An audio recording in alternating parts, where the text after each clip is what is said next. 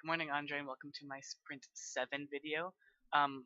Like I was talking about and kind of alluding to in class, I was doing my port, um, my final big engine port this week, um, moving the engine completely onto the graphics.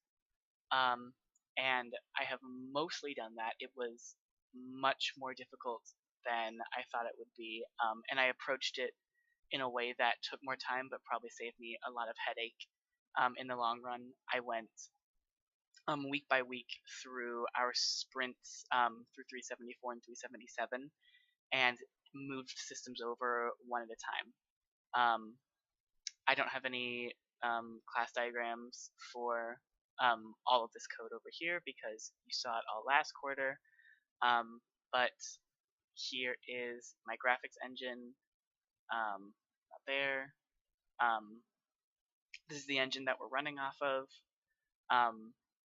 That's the NaCl, which is up here in the engine code. It's inheriting from, so this is inheriting from that.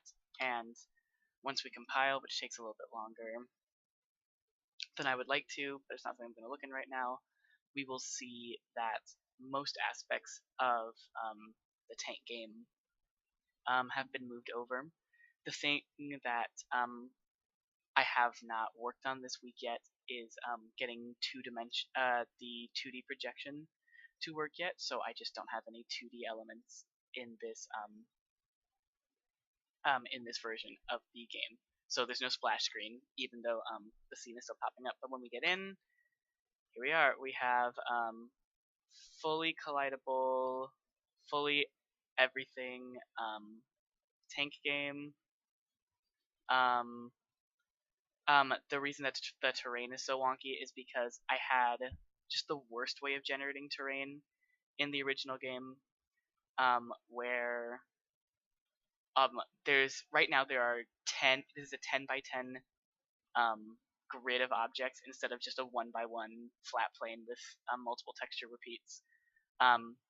And when I had 50 by 50, which is what I had before, it was lagging the game to no end. So that's the last thing I did before I recorded this video. Oh, see, I didn't update this level, but this is what it looks like when there's 50 by 50 non-instanced objects trying to run at the same time. Don't do it. It's a bad idea. So yeah, a lot of the changes that I had to make a lot of changes to lots of little minute parts of the system. For instance, the where is it? Scene. Nope, it is a manager. The input manager had a lot of issues because of, I think I actually have it. The way that we were doing key things in the graphics class is this will be all the way in graphics, won't it? We were doing this, getting, where did I put it? Getting keyboard input is a little janky, coming from these macros, and so we were doing a lot of anding our get key states with this hex value to use as a mask. So figuring out why this was here and getting it to work in the system with all of the keys that I had to define took a little while to get working. I ended up finding a lot of issues, I think, with my engine, with the game engine itself. I made a lot of tweaks to how scenes started. I realized I was running 2 scenes at once, or I was trying to initialize. I was creating and destroying a lot of scenes that I didn't need to be doing. And I also have been extending the graphics class, or all of these graphics things, as needed. So I've been extending the camera class to eventually have the orthographic, but to be less user intensive. I've had to make a few more graphics objects.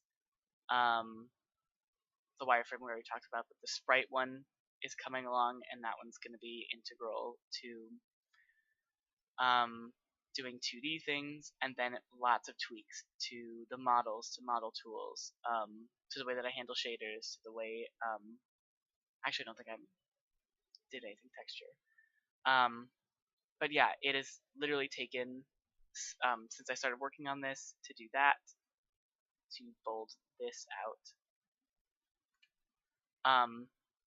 So I don't have any game things to add on today. I've been focusing on the final port, and also just ramping towards the end of the quarter, focusing on networking and the audio engine.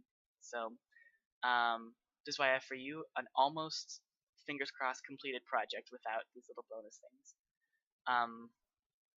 But yeah, that's what I have. Thank you so much, and I will see you in class.